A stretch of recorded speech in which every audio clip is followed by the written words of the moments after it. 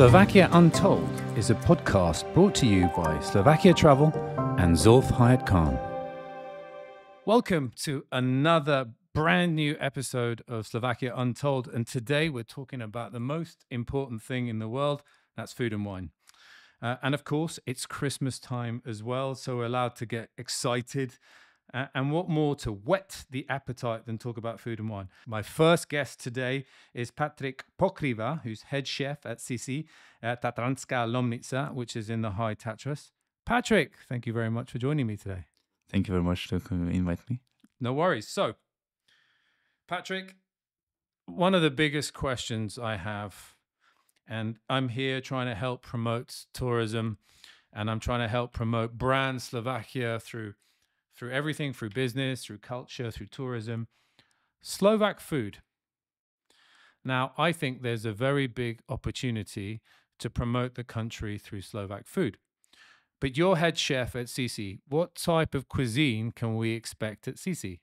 Like Hungarian and Austrian, we've been part of these countries, but Slovak culture is a lot of traditional things. We had a lot of potatoes, pork meat, and I think it's very usual for common. And at your restaurant at Sissi, what do you cook? Fish we cook, but we don't use any seafood, any sea fish. We use just river fish, lake fish, a lot of game meat and poultry. And poultry. Poultry, so a lot of meat. Kind of meat, yeah. We have as well a vegetarian variation, also vegan if somebody is vegan, because we are 5-star. We want to have a guest happy. Sure. I've always said that for vegetarians and vegans, Slovakia is probably not the greatest country to come. Not great, but time changes. Yeah, I love meat, so you don't have to sell me on that, although that sounds a little bit strange. What makes Sissi such an impressive restaurant, make it a little bit different to all the others? You say 5-star. What is it? The attention to detail?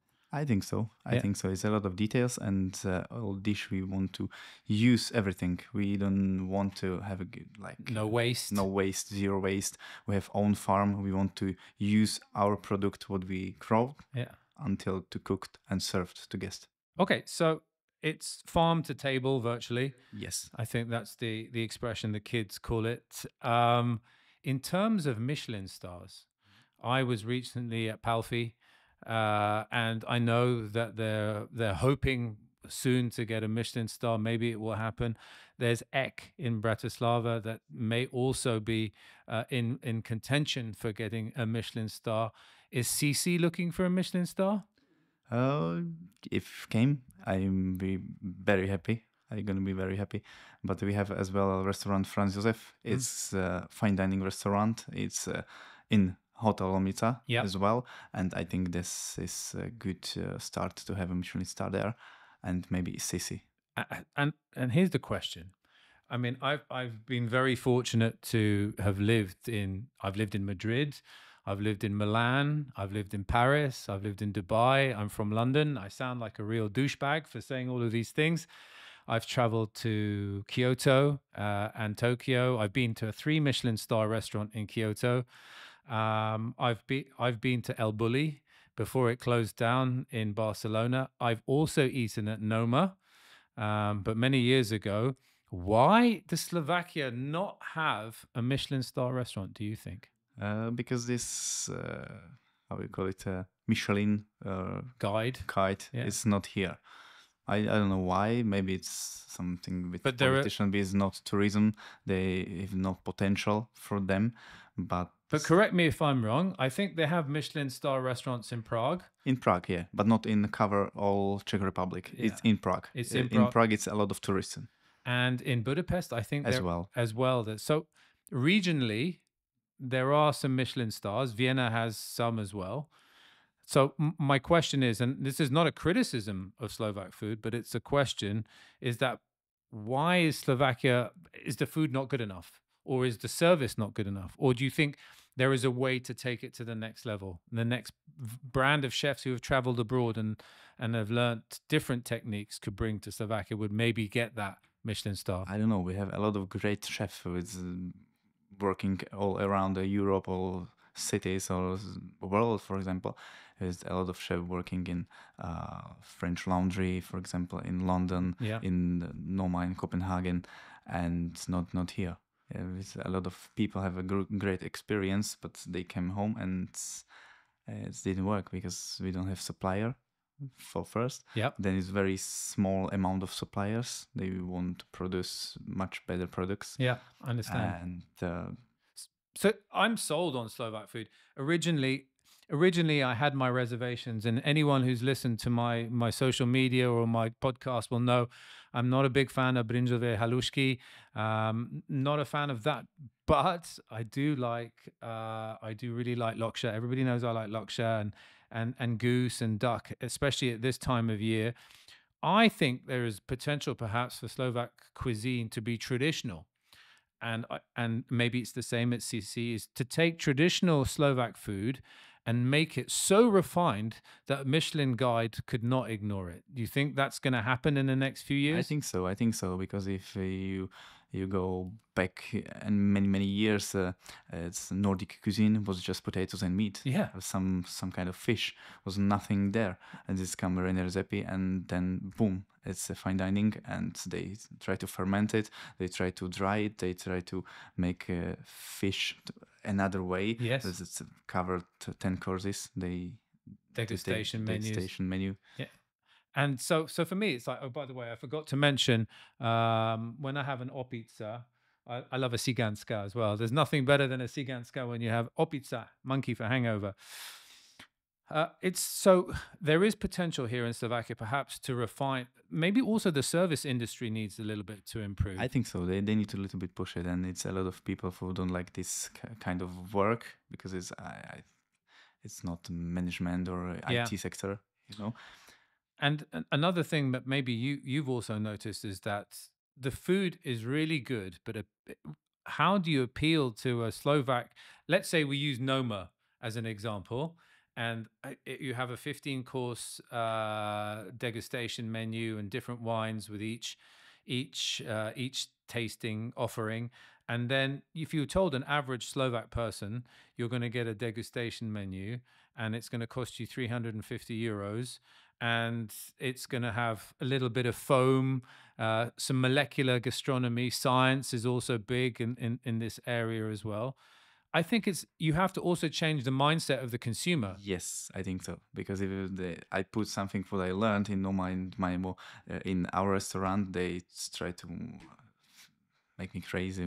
Like, are you crazy, chef? What are you doing? Yeah, it's not but you have to not educate edible. them. Yeah, you need to educate it first from school and then continue to another. So just for our audience to understand, Patrik spent 4 months at Noma, which has been regarded as one of the world's best restaurants. In fact, I don't know, maybe 10, 12 times it's been given I think it's the Perrier Award for the world. I think their trendsetter, like they push their boundaries.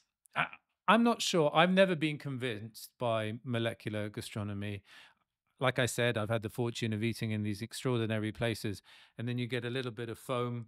And, I remember when Heston Blumenthal exploded in the UK, you were getting bacon and egg ice cream, which was an extraordinary experience. But for me, I also like to go to a restaurant and enjoy a meal and feel like I've enjoyed a meal, not feel like I've been taken on a roller coaster ride. So there's theater, which is the art, the foam, the dry ice, bringing the presentation, the artistry around food, which I think is now very important because we eat with our eyes as well. Yeah, but then also there's the element of trying to find a way to feed someone that they're happy that they've eaten something traditional or something that they will enjoy. I think we have most customers like this. They won't just eat and go and have a great time. Is there any molecular gastronomy? I don't think so. No. It's just some courses, but not kitchen voice like molecular gastronomy. Okay, so now moving on to Christmas. It's Christmas. What are the specialities at Sissi for Christmas? Speciality for Sissi, duck. Duck? Like your favorite. Yeah, so this lokshe. Yeah. We filled it with duck liver pate. Mm-hmm. It's very nice because I have whole duck and I deconstruct them and put the breasts, Yeah. like it's medium rare. Yeah. Then from legs, make it confit. Yeah. And the croquettes with deep fried. And then you have this lokše, and it's filled with pate, duck liver pate. So it's not massively healthy, but it's very, very It's tasty. not healthy, it's very tasty, yeah. And what about the generation of cooks coming through, the next generation of chefs? You mentioned that there are Slovak chefs in the UK at the French Laundry. We have Eric Lawrence, who has the wonderful Bar Quant, and there's Slovak food on his menu in the Bar Quant in London. There are Slovak chefs like you that have been at Noma. Are all these guys coming back to help improve Slovak cuisine at home? Some of them, yeah, but we have a lot of students. They're very good. I had 20, and I choose just 2 of them. They want to work like this because we are like regular wants to be the best. Yeah. And our sommelier now is she's working in Leklum in Samuel Rogan. It's okay. So great opportunity. I've got 2 last questions, and then I'll let you go. But you're going to stay because we're going to record something else, something special later. Looking forward. What would you like to see if I collaborate with Slovakia Travel, and I think food is a really important part of a country's story.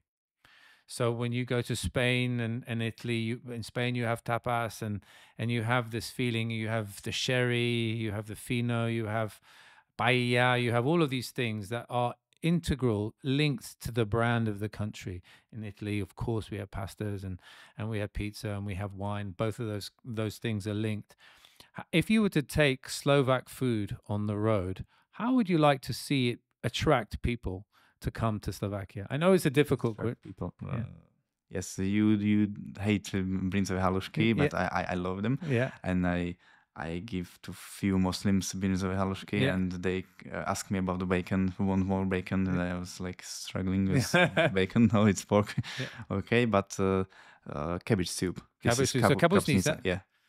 It's for Christmas Eve. Very special traditional soup, and I would recommend this. So we had some recently in Modra last week, and it's very filling. It's very filling, but it's lovely, It's sausage, meat, you cabbage. have a lot of good tastes like umami. It's a sour cabbage. Absolutely, and it's quite healthy, I guess, except maybe for the for stomach.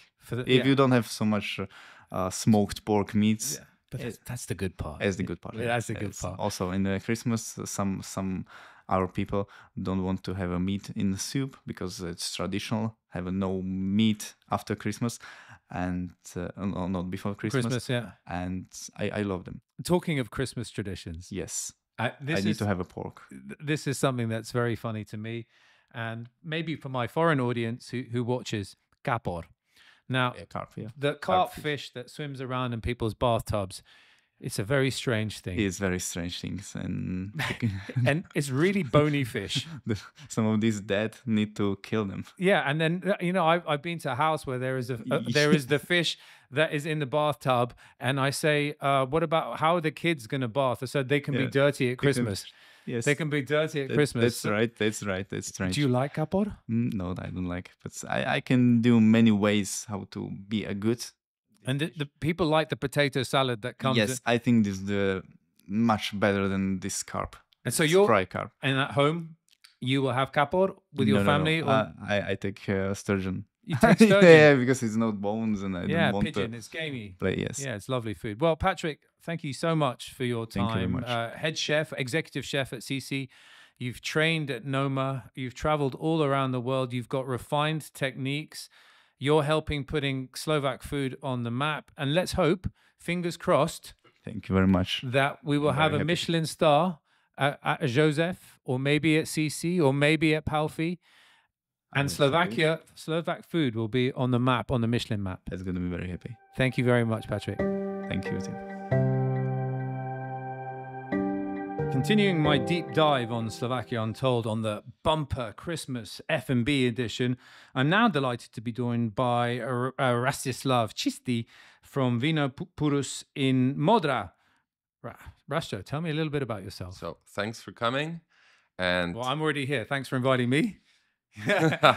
So, what is Purus? Yeah. You were already talking about my name is Rastislav Čistý. So, as we started as a family winemakers, so everybody in Slovakia in the 90s tried to put vino plus his second name. Ah, And I really didn't like to say Vino Čistý. but Čistý means Pure. pure. And then I translated because I studied a bit of Latin. That's why I just used the mark and I made a brand, Vino Purus. Oh, it's pretty cool. Yeah, it is the family. It means for everybody in the family should be. So I see on your social media, and I looked at your website earlier, and it's clear to me that this is a passion of yours. Your wife and your children are in your marketing collateral. By the way, that's clever. Yeah. You know, selling a family story. It's good. It's always a nice brand. But it is about the family, actually. So. Yeah. So wine is something that's always been in your blood. Yeah. And was it something that you grew up thinking, I really want to be a winemaker, a vintner? Well, vinar. And actually... Vinar po slovensky? Yeah, vinar is po slovensky. Vintner po anglicky. Oh, so as a young guy, I never wanted to be a winemaker. Really? With 8 years, you're not thinking about working in a wine or working with vineyards. You just want to play football. Yeah. So it came with time. As I grew up, I was already as an 8-year-old boy driving the tractor. So that was funny. I liked that. It was the best part of winemaking, just driving a tractor. But actually, it came with time, and I developed, and we try to do the best we can, actually, from the vineyards we own. So Vino Purus, what is special? What is the blend of wine that you have? I'm not a connoisseur when it comes to the making of wine. I'm pretty good at drinking it. Yeah. In fact, I'm an expert when it comes to drinking it. And I'm not pretentious enough to turn around and say, I know about soil qualities. I know about fusions of grapes. I know about blends. I don't know any of that stuff. Someone puts a wine in front of me, and I like it. I've traveled around Slovakia. I had really good wine in Košice at Slavia restaurant.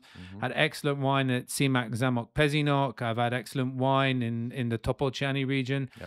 So I know that there are excellent wines in Slovakia, but what is the speciality of your type of wine? Well, in the past years, we really focused on geology.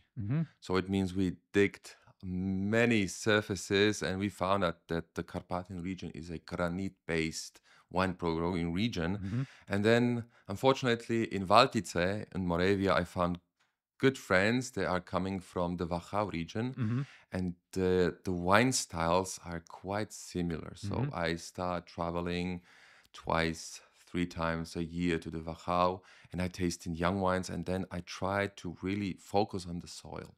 So it means we are based on white wines as the Carpathian region, but we are really looking for the granites, for the saltiness in wine, for the originality, and a bit robust those wines, so bigger alcohol levels. So it's good at Christmas. Yeah, exactly. And okay, so I'm fascinated now that each region will have a different soil quality in each. Exactly. So Modra is specific for this. I was in Pezinok a few years ago, and I went to Červený Kamen, which is around the corner. It's also I think the area where the former president is from. She's from Pezinok. Yeah, exactly. There is a famous wine shop at the bottom, or a winery at the bottom of Červený Kamen. And what I learned there is that the strawberry wine that was made by them was the favorite wine of Pope John Paul II. And he was having cases shipped over from Slovakia to the Vatican. So that's a super cool story. What are the different regions famous for in terms of wine? So as I mentioned, the Carpathian region should be very good in white wines. But I don't think not so extremely good in reds. So if you're looking for red wines, especially in Slovakia, so we're going to the south parts of Slovakia, where more sun, other grapes are already planted. And there you can get great reds. For example, also the new breeds, if you know about Madame Pospíšilova. So we've got few Slovak grape varieties, and they apply very good and very common. And maybe they might be the future in reds for Slovakia, because we are a cold climate region. Already Hungarians say that they are a cold climate region, but it's changing, really. Each year is difficult. Each year is different. Yeah. And we are coming with those reds, those full-bodied, as you know, from the south part of Europe. So more alcohol, bright, a bit of oak, and those tannins, and the vanilla. I see you're very passionate about wine. I mean, you can't be in the wine business and not be passionate. I'm a really big fan of dessert wines, and Tokaj, I like Sauterne and Muscat. So Tokaj was obviously something I tried immediately when I know that there's this conflict between Hungary and, and Slovakia. Good to have a little fight over alcohol. Maybe they should drink each other's and then discuss it. Or just together. Or together, yes. And the borders will be Shattered exactly overnight. There once were no borders. But I always take Tokai when I go to visit people outside of Slovakia, and I say you must try, especially if people like dessert wines. I know dessert wines are an acquired taste because they're very, very sweet. Yeah. But you know, you can get 18-year-old aged Tokai, which is so smooth. And now I sound like a bit like a douchebag. I promised I wouldn't, but they are fantastic, and they're comparable to really good muscats and Sauterne and even ports that you would find in Portugal as well.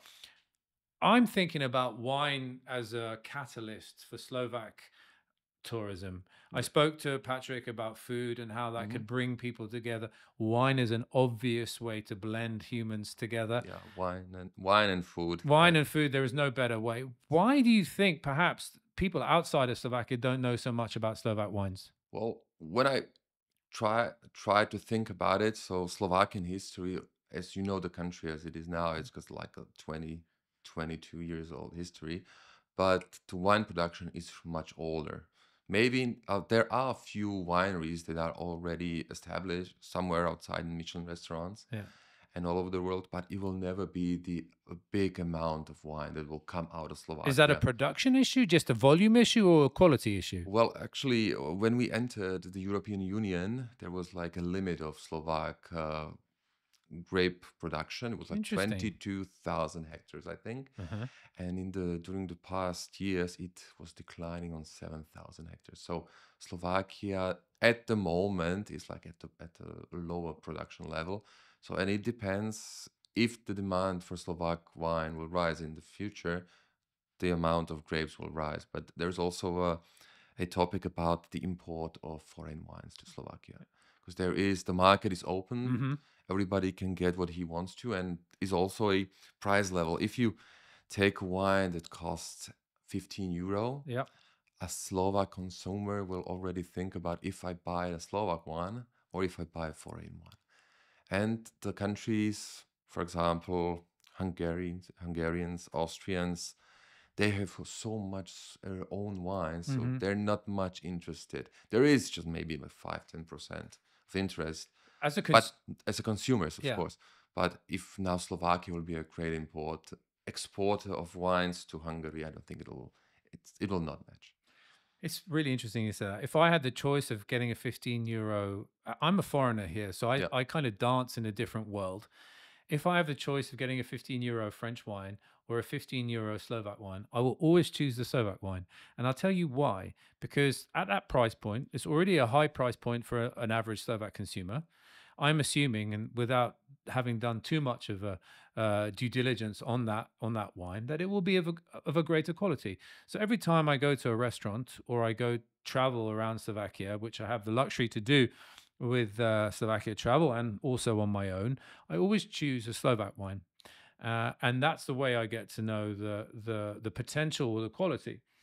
My issue is, and every time I go back to London, I go to Berry Brothers or I go to one of the fine wine vendors, and I ask, "Do you have any Slovak wines?" And they'll say, "Oh, we have a few Czech, we have a couple of Hungarians. Occasionally, somewhere there's a Tokai." How do you think the challenge? The quality's there. I think the quality's there. I think we agree on that. How do we get those wines into the UK, into the US? And because you remember, 20 years ago, 30 years ago, South African wine was a taboo. Australian wine, Argentinian wine, they weren't the established three of France, Spain, and Italy. And no one could penetrate those three. But now we have so many different countries. Slovenia has these orange wines, and Croatia has now got some really famous and robust red and white wines, and Istria and places like that. There's no reason why Slovakia shouldn't be part of that discussion, right? Well, actually, I think you said we have the quality.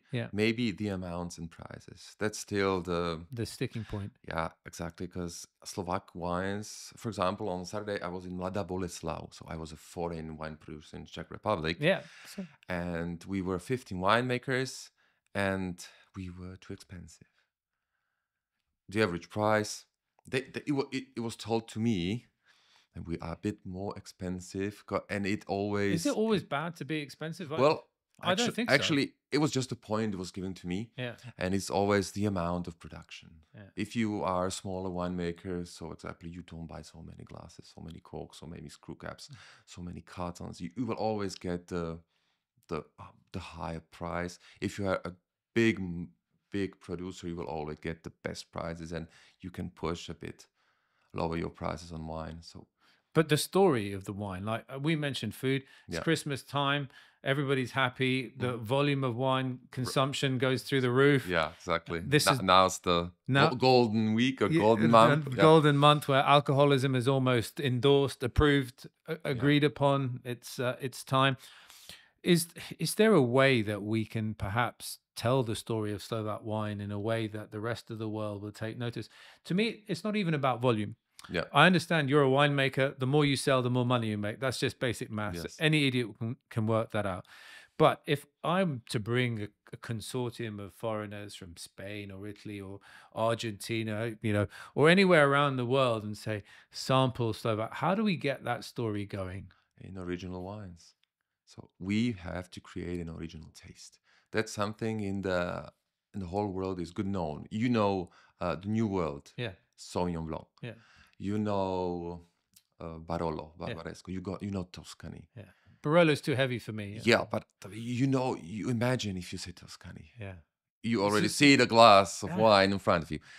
And now So right. you take the Mosel. Yeah. You think about the Riesling. Yeah. You're so right. It tells a story. You think about Austria. What is the Austrian? Grüner Veltliner. Yeah, now you have to find something for Slovakia, something typical. We also have the Grüner Veltliner, which is really good. Riesling, and we have a Petit Riesling. It's a Riesling Italico. It's from Veneto. It's a grape variety that came to Slovakia. We have to find the originality in the taste. So Slovakia produce a lot of wine and many styles. How many wine producers are you telling me are there? Well, in Slovakia, more than 800 now for such a small country. That's crazy. And they produce, we are allowed to make 24 white wine varieties. So it means if you come as a foreigner, would like to, what's the typical wine of Slovakia? They will say 20 varieties. Yeah. No, I think for us as Purus, we focus really on the Grüner Veltliner, on the Middle Europe. Yeah. So Riesling, Grüner Veltliner, and the Riesling, the Petit Riesling, the Riesling Italico. That's our main focus on. And the granite soils try to create the touch or the plus in the wine. That's really interesting. I've got a couple more questions, and then I can let you go and along your way. At Christmas time, what wines do you recommend? Slovak wines do you recommend for Christmas? I mean, you can recommend your own, but yeah, but it depends if you're a white wine or a red wine drinker. That's the first. Actually, to be honest, we eat a lot of meats at home, so we choose red wine for the main course. I actually like rosé, which is alien to here. So we get French and Spanish rosé, but generally, which I'm sure my male friends will be giving me a lot of stick for. It's not very masculine to drink rosé. No, not at all. But, thank you very much. But you know that Slovakia won the world's best rosé in the world. Really? A few years ago, yeah. So we had. What is it called? It's Cabernet Sauvignon. Yeah. With a bit, I think, it was a bit of residual sugars. Yeah. So it's like more full, more juicy, more strawberry. Lovely. And we had one of the best rosés in the world. So Slovakia is the masculine. So it was the name of that. The winemaker or the grape variety. The bottle. The bottle. Well, it's already sold. I think it was a few years ago. It's not this year, but each year on the big concours in the world, Slovak rosés are in the top league. See, and I don't know if that's widely communicated globally, but that's something that's super cool. And last question to you. What are your traditions at Christmas when it comes to eating and drinking? Because I had a joke with Patrik about the capor is not something that should be taken lightly. I'm not a big fan of the fish at Christmas, but what is your drink of choice at Christmas? Obviously, the food is dependent, and your food of choice at Christmas. Well, actually, you never drink one wine. It's just one bottle, one wine. Well, the kapustnica. That's the traditional. Yeah. There's always a bit of sparkling wine that you find somewhere in the cellar. Yeah. Sparkling wine is a must. And as the main course, actually, we had the potato salad also. but we don't have kapor. Yeah. We have catfish. You have catfish. Okay. Yeah, catfish, because we got small children, and I really love to enjoy the Christmas Eve in quietness and peacefulness, and not to run somewhere with an ambulance with a bone stick. So there is a present danger, clear and present danger with a catfish is the ideal fish for. So white wine obviously goes with. Yeah, the Veltliner and the Riesling, of course, and with the sweet at the end. Well, what you can find actually. So Rasto, my last question to you then, or my last comment is, what does the future look like for Slovak wine in the short term? Well, the quality is rising. It's rising from year to year. The wine growing is changing from the conventional to the bio and to the regeneration. So we are going forward, but we need to increase a bit of the amounts to be able to be globally competitive, globally more competitive, and to find the originality of Slovak wines. Because actually nobody was looking for it till now. Well, let's change that together, and that puts a cork in this episode of Slovakia Untold. And I'd like to thank both of my guests today, Patrik Pokrývka and Rastislav Čistý from Sissi and Vino Purus, pure, for joining me today on Slovakia Untold. It's been a pleasure. So, thank you very much. And I'm very disappointed you didn't bring me a case of your wine. I forgot. No. I'll expect it for Christmas. We will meet again. Thank you. Thank you very much. Thank you very much. You have been listening to Zulf Hayek Khan on Slovakia Untold, the podcast brought to you in partnership with Slovakia Travel.